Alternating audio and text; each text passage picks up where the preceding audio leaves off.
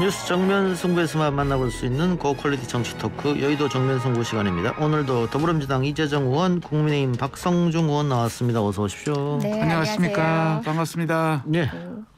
제 휴가 때는 어떻게 잘 진행하셨습니까? 두 분이? 예. 그래. 자, 오늘 이야기할 게 좀 여러 가지 있는데 일단 언론중재법에 관련된 것 같습니다. 여야가 지금 강경 대치하는 모습이고 언론 단체에서도 1인 시위를 국회 앞에서 지금 예정하고 있다고 하는데 각 당의 입장 먼저 들어볼까요? 여당 입장부터 들어보겠습니다. 네, 여러 권력들 중에서 사실 통제받지 않았던 검찰 개혁 다음으로 시민과의 대치 상황에서는 이제 언론의 자유를 찾아가던 그런 개혁적 권력이 아니라 또 다른 권력으로 존재했던 언론 권력에 대해서 적절한 방식으로 제도 안에서 통제되는 것이 필요하다는 측면에서 최소한의 제도를 만든 겁니다. 사실상은 다른 거 아니라 피해 구제에 보다 초점을 맞춘 건데요. 예. 딱 깨놓고 우리나라에서 위자료 제도 하면은 아이고 우리나라 교통사고 위자료 얼마 받아 이렇게 얘기하시는 거 아시죠? 다 알고 계시잖아요. 그것처럼 언론에 의한 피해가 사후 구제로도 사실상 거의 무용했죠. 그렇다 보니까 가짜뉴스로부터 피해받는 사람이라는 것들이 사람의 군들을 보면은 대부분 서민이기도 하고 구제에 대해서 어떤 특정한 조치를 못하는 사람들은 약자일 수밖에 없었던 상황이었습니다. 관련한 내용들 추진하는 과정에서 언론 단체라든지 여러 의견들 받아들여가지고 부분적으로 또 여러 보정들이 보완하는 규정들이 또 만들어지기도 했고요. 그리고 또 언론 단체라고는 하지만 사실상 이제 민원연이라든지 연계련이라든지 사실상 지금 언론 소비자들을 위해서 애써왔던 많은 시민사회와 사실상 이제 기자 주체의 시민사회가 언론 단체가 나뉘는 입장이죠. 어찌됐건 간에 이것 자체가 정권을 향한 또는 경제 권력이나 예. 대법원, 대기업 이런 간부들을 향한 언론의 자유를 제한하고자 하는 것들이 아니라 언론 피해 앞에서 언론의 오보나 그런 피해 상황 앞에서 어떤 이야기도 할 수 없었던 서민과 약자를 보호하기 위한 법이다 말씀드리겠습니다. 예, 박성중 의원. 참여정부는 좋은 것 같습니다. 예. 과연 이것이 서민과 약자를 위한 언론중재법인지 아니면 여권, 민주당과 청와대를 보호하기 위한 법인지 정권을 연장하기 위한 법인지 참 우려스럽습니다. 지금 세계 언론계는 물론이요. 친여 성향의 단체들까지 나서서 민주주의와 표현의 자유의 족쇄를 채우는 반민주적 악법이다 이렇게 주장하고 있습니다. 예. 그래서 저희 국민의힘 지도부는 물론이요. 전 국회의원 또 그 대선 주자들까지 나서서 국민과 함께 저지하겠다 이렇게 나서고 있고요. 국내 언론단체는 물론이고 법조계도 또 정의당까지도 나서고 있습니다. 예. 세계신문협회도 세계 국제언론협회까지도 나섰습니다. 특히 우리 서울 외신기자클럽, 국제기자연맹도 한국의 언론 환경이 후퇴할 위험에 빠졌다. 과도한 처벌로 공포를 조성할 우려가 있다 이렇게 경고하고 있습니다. 이런 차원에서 민주당의 입법 농단, 입법 폭주, 이 오만 이게 위험하다 이런 차원에서 저희들이 문제 제기를 하는 거죠. 지금 현재도 정정보도나 반론 또 손해배상, 명예훼손 고발 이런 자체가 있습니다. 여기에 곁들여서 손해액의 5배까지 어떤 징벌적 배상을 요구하는 것. 허위 조작에 대한 입증 책임도 모호합니다. 이런 차원에서 세계 각국이 다 있다면 우리가 왜 반대하겠습니까? 다시 한번 말씀드리면 언론중재법 자체로서 이것이 독재의 신호탄이다. 문재인 대통령은 언론의 자유를 심각하게 후퇴시킨 정권의 대통령으로 역사에 기록될 것이다. 이런 말씀을 드리고 싶습니다. 예, 한 가지만 정정해서 조금 말씀드리고 싶은 게 아까도 말씀드렸지만 정치 권력, 경제 권력, 대법원, 대기업 간부들 청구 대상에 제외시킨 거는 우리 박성중 의원님도 아실 거예요. 알고 있습니다. 게다가 집권 연장용 입법이다 하시는데 2022년 4월부터 시행되는 것도 아실 거예요. 무엇보다 이게 손해배상이라는 게 우리나라에서 손해배상이라는 걸 제대로 받아본 본 적이 있습니까? 사실상 위자료에 해당하는 개념이에요. 조금 전에도 말씀드렸다시피 교통사고를 당했을 때 어떤 물건을 만약에 뭐 부셨던지 이런 경우 시장 가격이 있는 경우 이외에 정신적 손해에 대해서 무형적 손해에 대해서 위자료라는 것은 사실상 유명무실했습니다. 세계 어디에도 입법례가 없다고 하셨는데요. 다양한 방식으로 입법이 존재합니다.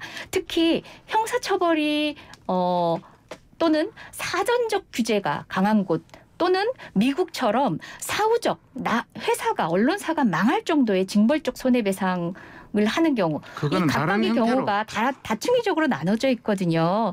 뭐 미국과 같은 예. 케이스는 모르고 계시는 것도 아닐 텐데 징벌적 손해배상 사실 너무 적어도 적죠. 유우성 씨 서울시 간첩단 조작 사건의 피해자였던 유우성 씨가 그런 말 했잖아요. 아니 5배라니요. 이걸로 내 피해가 보전이 된다고 생각하시나요? 네, 그 피해자들의 절규를 들으신다면 부응하셨어야죠. 그들이 알겠습니다. 약자입니다. 제 반론?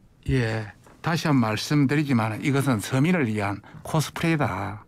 정치 권력이라든지 지금 집권자의 어떤 그걸 그렇게 중요한 것이라면 초기에 시작하죠. 이제 정권 다 끝나는 마당에 몇 개월 남지도 않는 마당에 이렇게 강력하게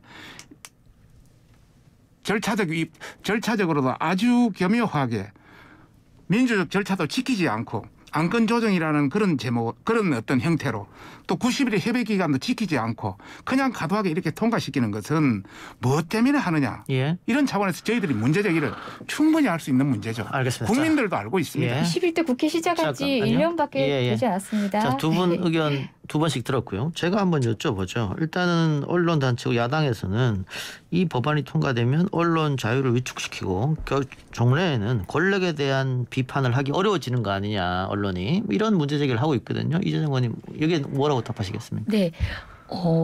정치 권력이라든지 경제 권력 뺐다는 얘기 분명히 말씀드렸습니다. 대기업 간부들도 빠졌습니다. 기존의 방식대로 달라질 게 없는 거죠. 기존에도 악의성을 가지고 기사를 쓰면은 손해배상 했었어야 했습니다. 하지만 그건 거의 뭐 유명무실한 조항이라서 그거 신경 써가지고 가짜뉴스 안 되겠다. 오보 철저하게 점검해야지 하는 기자들 없었습니다. 그 안에서 피해를 보고 있던 진정한 약자들을 위한 예. 법안이라는 거 다시 한번 말씀드리고요. 특히 그 언론의 자유라고 했는데 언론의 자유 기본권입니다. 헌법에 나와 있습니다. 헌법 중에요. 기본권을 제한하는 규정들이 몇 개 없거든요. 그 중에 하나가 뭔지 아십니까? 언론의 사회적 책임입니다. 예. 보기 드물게 헌법에 책임을 규정한 몇 안 되는 규정 중에 하나가 언론의 예. 사회적 책임입니다. 우리 이재정 알겠습니다. 의원님 말을 듣고 보면은 사람들이 다 현혹할 것 같습니다. 예, 아까 그 반론하셨으니까 예. 잠깐 제가 다시 이번엔 예, 박성중 의원한테 네네네. 여쭤볼게요. 그 아까 이재정 의원이 유성 씨 예를 들었는데 어쨌든 언론의 가짜뉴스 등등으로 피해를 입는 사람들이 있고 언론의 문제점은 또 인정하는 분위기가 있습니다. 그런데 그러면 네네. 언론 개혁은 어떻게 할 것인가? 이 법위로 안 된다면은 언론 단체에서 주장하는 거로 자체 개혁으로 그냥 완료를 해야 되는 것인가? 뭐 이런 얘기 있거든요. 구제는 그럼 못 하는 건가? 어떻게 보세요? 지금 현재도 뭐 정정 보도라든지 반론 청구라든지 손해배상이라든지 명예훼손이라든지 정 안 됐을 때는 손해배상제도 이런 거 다 있습니다. 지금 법으로도 지금도 충분히 가능하다. 어느 정도 뭐 100% 완벽하게 되지는 못하지만은 그러나 이렇게까지 5배까지 한다는 것은 좀 무리다. 그다음에 또 허위 조작의 판단은 누가 할 것이냐. 예. 그리고 고의 중과실에 대한 규정 자체도 지금 모호합니다. 그다음에 언론사를 뭐 아무 정치 권력은 뺐다 그러지만은 정치인이 자기 손해 본 거에 대해서 손해배상 청구를 하게 되면은 언론사의 기자도 해당되고 언론사 그 회사도 해당됩니다. 그래서 전반적인 이게 위축될 수밖에 없는 거죠. 예. 알겠습니다. 자, 법은 어떻게 민주당은 야당이 동의하지 않으면 강행할 생각입니까? 이게 안건 조정위로 해부됐다는 얘기 뭐냐면은 예. 야당이 상임위에서 소위라는 법안을 심사하는 그 위원회에서 하지 않고 안건 조정위로 넘기는 방식으로 사실은 끌려고 했던 겁니다. 예. 좋다 하고 받은 거죠. 안건에 대한 심도 깊은 논의해보자 해가지고 안건 조정위를 통해서 넘어온 겁니다. 예. 사실 안건 조정위를 거쳤다는 얘기는 거쳤다는 얘기는 야당 때문에 안건 조정위까지 가게 됐고 보다 심도 깊은 국회 논의를 거쳤다라는 뜻이라는 걸 알면 됩니다. 아울러 박성중 의원님 고의 중과실에 대한 것은 이미 판례에서 축적된 여러 가지 행위로부터 추단되는 방식으로 우리 그 법조계에서는 이것을 추상적인 단어로 보지 않습니다. 그리고 다시 한번 말씀드리자면은 유우성 씨가 보도를 통해서 피해를 입고 난 뒤에 받은 돈 겨우 1,000만 원입니다. 언론사한테 1,000만 원. 유우성 씨의 피해와 언론사의 부담을 봤을 때 1,000만 원의 부담을 느끼고 앞으로는 이러지 말아야지 다짐했을 언론사 있을 것 같습니까? 그리고 기자와 언론사를 공히 얘기하시는데요. 현재의 민법상 불법행위 책임도요. 당사자와 그리고 사용자 책임으로서의 그 언론사도 함께 지도록 되어 있습니다. 알겠습니다. 지금 예. 그 야당이 안건조정위를 항정했다 하지만은 우리가 충분히 여기에 대해서 논의하고 하자 하니까 여당이 통과 안 되니까 우회적인 걸로 안건조정위를 선정한 겁니다. 심도 있게 했다. 하루 이틀 만에 다 끝냈습니다. 90일간 협의 기간 거쳐야 되는데 정말 우리 이재정 의원이 현실대로 보지 않고 그냥 어디 탁상 위에서 하는 말 같습니다. 정말 답답합니다. 예. 분명히 되짚고 넘어가면요. 예. 안건 조정의 90일은 90일 동안 논의하라가 아니라 질질 끄는 것을 방지하기 위해서 90일이 되면은 자동으로 다시 상임위에 회부가 되는 것을 뜻하고요. 알겠습니다. 그 안이라도 안건 조정위를 통해서 심의하고 의결하는 여당의 일방적 처리를 법안을 막기 위해서 협의 기간을 90일까지 하도록 돼 있고 가능한 이것은 민주당이 2012년도에 민주당이 국회 선진화법 일환으로 주장해서 도입된 제도입니다. 예, 아마 청취자들 다 아실 테니까요. 예. 이걸 지금 하나의 주제 가지고 너무 오래 끌어서 뒤에 주제가 많으니까. 네. 그럼 뭐 민주당이 일방 처리하면은 야당이 막을 방법이 있습니까? 지금 막을 방법이 없습니다. 워낙 뭐 180도 이상 지금은 임대차 3법도 한 3일 만에 다 통과했잖아요. 알겠습니다. 예. 자, 근데 지금 법사위 권한 축소하는 것은 지금 국회 운영위를 통과했고요. 수수시 CCTV 법안은 복지위 상임위 의결됐습니다. 이거는 그럼 야당도 합의한 내용인 겁니까? 아니죠. 예. 여당이 지금 일방적으로 계속 끌고 가고 있지 않습니까? 상임위에 야당도 있지 않습니까? 야당이 있지만 야당이 반대해도 자기들끼리 숫자가 많으니까 다수결로 해가 통과시키지 그럼 않습니까? 이것도 근데 국회법 법사위 권한 축소는 원내대표끼리 합의한 내용 아닙니까? 그거는 원칙적인 부분은 하지만은 전반적인 지금 현재 법사위 권한에 대해서는 좀 더 논의하자 하는데 자기들 일방적으로 정해가지고 지금 진행시키고 있잖아요. 그럼 이 두 가지 법안도 본회의에 올라오면 야당은 반대입니까? 야당은 뭐 여러 가지 있고 형식에 우리가 법사위 권한에 대한 부분은 일부 부분은 뭐 수정이라든지 조정이 가능하다 하지만은 지금 여당이 주장하는 그런 것은 아니다 이런 차원이죠. 알겠습니다. 이것도 뭐 지켜보기로 하고요. 자, CCTV 관련돼서는 뭐 이재명 지사가 강력히 요구했던 거긴 한데 뭐 이재명 캠프에서는 환영할 것 같습니다. 네, 이재명 지사가 먼저 이 문제에 대해서 착안해서 국민의 목소리를 듣기 시작했고요. 사실 국민 여론들이 90%가 넘게 이 법안이 국회에서 통과되지 않고 있음에 대해서 염려하고 통과를 촉구했던 상황입니다. 조금 전 우리 박성중 의원님은 일방적이라고 하셨는데 제가 생각하기에는 야당도 관련한 논의에 함께 하신 걸로 들었는데 제가 잘못 확인한 건지 모르겠네요. 여튼 간에 국민의 90%가 넘는데도 불구하고 국회 통과가 국회 심의가 이렇게 난망했던 이유는 여튼 간에 전문가 집단의 벽이라는 것은 물론 이제 경청할 지점들도 있지만 그들이 가진 그 높은 벽에 국민의 요구라는 것들이 받아들여지기까지는 이렇게 어려웠던 겁니다. 국회의원 역시도 국민의 대표이지만 또 다수의 이제 이해관계가 얽혀 있는 이익단체들로부터 자유로울 수 없는 이런 통상적인 어떤 소통관계나 권력구조 안에서의 어려움들이 있었습니다. 그것들을 띄워놓고 국민의 요구에 부응했다는 점에서 성과라고 평가합니다. 이재정 의원님.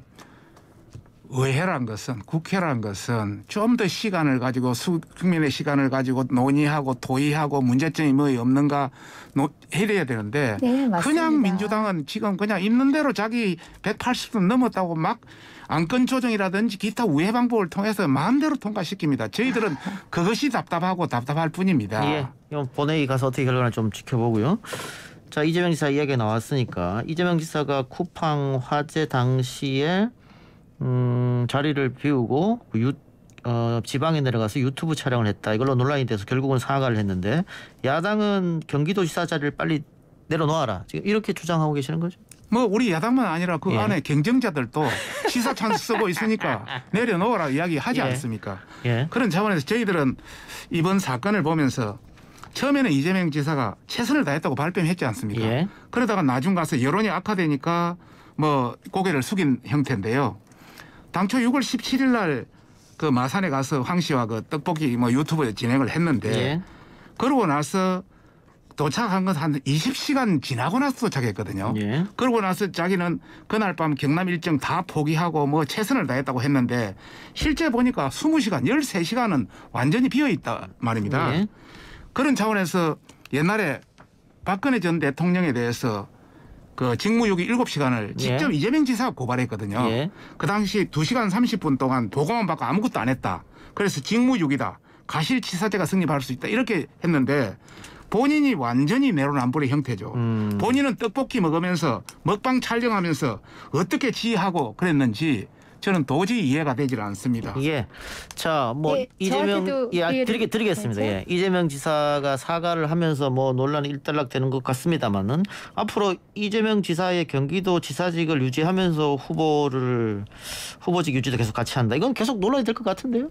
네, 계속 논란이라기보다 문제 제기는 하시겠죠. 예. 하지만 그런 이제 논란에는 전공으로 대응하고 사실상 뽑아준 유권자들 그리고 경기도민 이어가야 되는 경기도정에 대한 책임감은 어느 특정 시점까지는 가지고 가는 것이 맞다고 봅니다. 그리고 이런 문제 제기 이렇게까지 집요한 적은 없었거든요. 통상 이제 여야 간에 뭐 정치 공방처럼 뭐 서울시장 자리 내려놓고 해라, 뭐 도지사직 내려놓고 해라라는 식으로 시비를 건 적은 있지만 법이 허용한 범위 안에서 그 권한을 남용하지 않는 그리고 또 이재명 후보가 지금 경기도지사로서의 마땅한 역할을 다 하는 가운데 다른 트집 잡을 어떤 것도 확인하지 못하신 거 아닙니까? 그런데 막연히 자리 그 자체로 이제 법이 허용한 틀 안에서 최선을 다하고 있는 사람에게 내려놓으라는 것도 정말 국민에 대한 도리가 아닌 거죠. 저는 조금 전 이제 박근혜 대통령까지 그 사건에 소환을 해야 되는지 국민의힘 측에서 민망하지 않으십니까? 진짜 오랜 시간 뒤에 와가지고 우리 박근혜 대통령 뭐라 그러셨습니까? 아니 구명조끼 안 입었냐고 세월호 상황이 어떻게 된지도 모르고 그런 얘기 하셔가지고 민망하게 만들었던 박근혜 대통령이었습니다. 그 사건하고 비교하는 거는 좀 아닌 것 같고요. 예. 여튼간에 그 동시간대에 이제 빠른 판단을 못한 거는 국민께 송구한 일이라고 말씀을 하는 게 마땅하고요. 예. 다만 초기 뭐 2단계 대응에서 1단계 대응에까지 그다음에 또 진화가 되는 듯 보였던 불이 다시 확전하는 상황에서 매시 촉각을 곤두세우고 엄중하게 대응했다는 점만큼은 변함없는 사실입니다. 알겠습니다. 자, 다른 이야기로 넘어가서요. 뭐 지사직 유지 문제는 뭐 유권자들이 판단하시겠죠. 그거는 우리보다 경쟁자들이 지사 찬스 썼다. 그래요. 뭐 도지사실을 캠프로 쓰고 있다. 알겠습니다. 이런 걸 제기한 예. 거지. 우리는 한두 번 정도만 넘어간 겁니다. 자, 국민의힘 이야기를 좀 해보면 이준석 대표가 당 갈등상과 관련해서 결국 사과를 했는데요. 일각에서는 이게 결국 미봉책이고 다시 양측 간에 아마 또 싸움이 벌어지지 않느냐 이런 이야기 하는 사람도 있습니다. 왜냐하면 주말 사이에 윤석열 캠프에서 또 이 대표 보고 대표 자리 내놓고 유승민 캠프로 가라 뭐 이런 이야기도 있었고요. 뭐 가짜 뉴스라고 이야기했습니다. 뭐 비대위 체제로 가야 된다 뭐 이런 말도 있었고 윤석열 후보 지지자들이 이준석 규탄 대회까지 지금 예고된 상황이 있으니까 당내 분란은 어떻게 이 대표의 사과로 일단락 되리라고 보여지십니까? 갈등이 어느 정도 뭐 봉합되는 국면에 또 다른 갈등이 이렇게 나와서 참말로 답답합니다. 예. 저도 뭐 서울시당 위원장으로서 여러 당협위원장이라도 어떤 당원의 목소리 또 어떤 시민들의 목소리를 들어보니까 정말 어떤 정권 교체에 대한 열망 예. 또 당에 대한 질책 이 상당히 무겁습니다. 그래서 빨리 화합이 되고 또 전체적으로 타협이 됐으면 좋겠다는 말씀을 드리고 싶고요. 선관위 구성이 이제 정옥은 전 국무총리로 내정이 되면서 비온 뒤에 땅이 굳듯이 뭐 합되기를 기대하고 또 그렇게 될 겁니다. 오늘 또 두 분 이준석 대표도 경선 분란에 대해서 공개 사과를 했고 또 윤 총장 캠프에 대해서도 내부 단속에 들어갔으니까 전반적으로 될 겁니다만은 참고로 다시 한번 아까 뭐 우리 사회자께서 말씀하신 대로 비대위 관련해서는 이거는 황당무계한 이야기다. 사실은 예. 그 김병민 대변인도 뭐 이야기를 했습니다만은 사실관계가 확인되지 않는 가짜 뉴스고 캠프에 어느 누구도 그 비대위 비업자도 이야기를 하지 않았는데 예. 아마 캠프에 많은 사람들이 있다 보니까 그 중에 비공식적인 사람의 말을 들어서 나온 건지는 모르겠습니다만은 공식적으로는 나오지 않았다는 이런 말씀을 꼭 드리고 싶고 민영삼 전 그 윤 총장의 국민통합특보 SNS에 기재한 거에는 조금 무리했다. 그래서 특보 사의도 해가지고 하여튼 전체가 봉합 단계에 들었다. 예. 이런 목소리입니다. 그 비대위 체제 관련해서 하태경 후보가 그러면 빨리 고발해라 이렇게 얘기했는데 그건 좀 신뢰할 수 없다. 윤 캠프 이야기를 또 이렇게 읽히기 때문에 과연 제대로 봉합이 되겠느냐. 왜냐하면 지금 의원님 말씀처럼 계속 이렇게 당이 분란이 나면 당의 지지도도 떨어질 테고. 그렇죠. 정권 교체에 대의 명분이 있는데 그것도 사라지는 거 아니냐. 저희들이 걱정하고 당원들이 걱정하고 국민들이 걱정하는 바로 그겁니다. 그래서 지금 대선 출마자들이 서로의 어떤 유불리에 따라서 너무 쉽게 말을 한다. 그런 차원에서 말에 신중을 기해라. 당대표를 비롯해서 대선 후보들도 말을 또 대선 후보의 주변 사람들도 말에 신중을 기해라. 이런 목소리가 계속 들어가고 있습니다. 예. 자, 근데 민주당 상황도 아까 박성준 의원도 우리가 한 게 아니고 경쟁자들이 한 거 아니냐. 지금 당에서 뭐 이재명 후보는 네거티브 하지 않겠다고 했습니다만 어쨌든 계속 좀 시끄러워요. 시끄럽고 그것 때문인지 모르겠습니다만 이낙연 후보의 지지율도 떨어졌고 이재명 후보의 지지율도 그렇게 올라가지 않고 정체된 상황이다. 또 당 지지율도 마찬가지고 원래는 이게 민주당이 그 국민의힘보다 빨리 경선에 들어갔기 때문에 컨벤션 효과로 다른 뭐 지지율도 오르고 당 지지율 올라야 정상인데 이렇게 정체돼 있는 건 당이 네거티브로 내용을 겪고 있기 때문에 그런 거 아니냐 이런 지적이 있어요. 네, 맞습니다. 이제 네거티브가 한창이던 당시에는 1, 2 후보이던 이재명 후보만이 아니라 이제 이낙연 후보 둘이 공이 지지율이 빠지는 국면이었는데요. 사실 뭐 부자 몸조심하는 거냐라는 핀잔을 들으면서도 네거티브 중단을 시작한 이래로는 반등을 하고 있고 많은 국민들이 그 부분에 있어서는 박수를 쳐주고 계십니다. 갈등의 치열함은 긍정적인 부분도 있지만 그것이 엉뚱한 필드를 열어놓고 갈등을 할 때는요. 이와 같이 모두가 타격을 입거든요. 그래서 우리는 우리 당 전부의 어떤 운동장을 넓히고 합을 넓힌다는 생각으로 이제 스스로 제살 깎아먹는 방식의 그런 잔싸움들이 아니라 국민의 미래를 위해서 정책 경쟁 그리고 또 검증할 부분에 대한 적절한 경쟁에 대해서는 국민들이 네거티브라고 하지 않거든요. 그 지점들을 잘 가려가면서 그런 시간들을 쌓아가는 것이 중요하다고 보고요. 사실 이재명 후보의 최근에 뭐 여러 토론이나 이런 과정들을 보면서 아예 좀 밋밋해 이런 얘기를 하시는 분들도 있지만 여튼 간에 네거티브로 화제를 모은다는 것 자체가 그렇게 당에게 도움되지 않는다는 점에서 그리고 또 차분하게지만 미래를 말씀드리는 시간들이 쌓이면 국민들은 또 웃으면서 다시 민주당을 바라봐 주실 것 같습니다. 알겠습니다. 자, 오늘 권익위가 당 소속 의원들 부동산 전수 결과를 발표했습니다. 민주당은 벌써 발표를 했고 뭐 여러 가지 조치를 취했고요. 권익위에서 명단은 어떻게 제출받았습니까? 오늘 내로 국민의힘에 제출한다고 했는데. 뭐 지도부에 제출했다는 소리는 들었는데 아직 명단은 저희들은 파악을 못했습니다. 그 12명 이야기가 일단 나왔는데 뭐 누군지는 아직 나오지 않았고요. 이 민주당에서 소속 의원들 조치 취했을 때 이 대표가 강력한 대응을 하겠다라고 얘기했는데 당내 분위기는 어떻습니까 지금? 당내 분위기는 굉장히 동중정이지만 굉장히 예의주시하고 있습니다. 예. 저희들이 뭐 언론을 통해서 보니까 부동산 맹신탁이 한 건이고 편법정해가 2건이고 뭐 기타 일반 법들 위반이 4건이고 농지법 위반이 6건 이렇게 되어 있습니다. 저희들의 굉장히 이제 그한 것은 이번 사건이 LH 투기로 문제가 되는 사건 아닙니까? 권력형 비리 사건이거든요. 예. 여기는 업무상 비밀 이용 의혹이 굉장히 문제입니다. 예전에 민주당이 사건이 터졌을 때는 그때 3명이 업무상 비밀 이용 의혹이 적발됐었고 이번에도 한 건이 그 열린민주당 소속의 1명 됐는데요.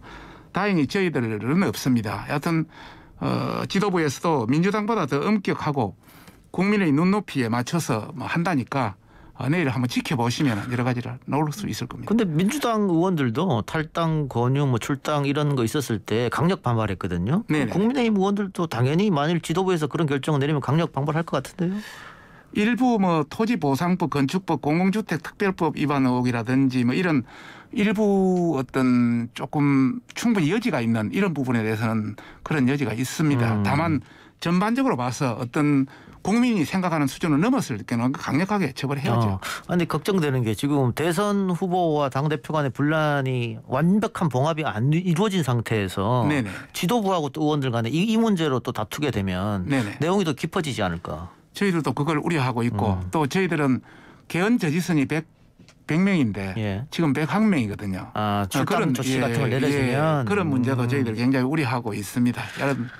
알겠습니다. 자, 이재정 의원님, 네. 정의당에서 심상정, 이정미 두 분이 대선 출마했고 뭐 여러 인터뷰를 보면은 민주당과 단일화는 전혀 하지 않겠다는 거예요. 근데 지난번 대선 때 문재인 대통령 당선됐을 때 정의당이 얻은 표, 정의당 심상정 의원이 얻은 표가 6%가 넘어요. 만일 이번 대선이 전문가들의 예측대로 51대 49로 결정이 난다면 이 표도 굉장한 건데 어떻게 생각하세요? 네, 그런 방식의 분석 이제 소위 대선에서도 마찬가지지만 지역 선거에서도 마찬가지였습니다. 이제 제 지역구가 안양 동안을인데요. 제가 출마하기 전 20대 국회에서 저희 당 후보 그리고 또 정의당의 정진우 후보가 상당한 이제 표를 가져가서 저희 당이 결국은 심재철 의원에게 예. 의석수를 뺏기게 된 지역 중에 하나였는데요. 그래서 많은 분들이 뭐 단일화라든지 또는 정의당을 향해서도 마찬가지고 우리 민주당을 향해서도 두 당이 힘을 합하지 않으면 국민의힘 후보를 이길 수 없을 것이다라는 예측을 많이 했지만요. 이 모든 것들이 정작 진보 정당에게도 도움되는 방식이 아닌 것 같고요. 각각의 역량들을 보여줄 수 있는 충분한 기회를 알겠습니다. 통해서도 세상의 변화는 가능할 것 같습니다. 두 분 이야기 여기까지 듣고 다음 주에 뵙겠습니다. 수고하셨습니다. 감사합니다. 네, 고맙습니다. 수고하셨습니다.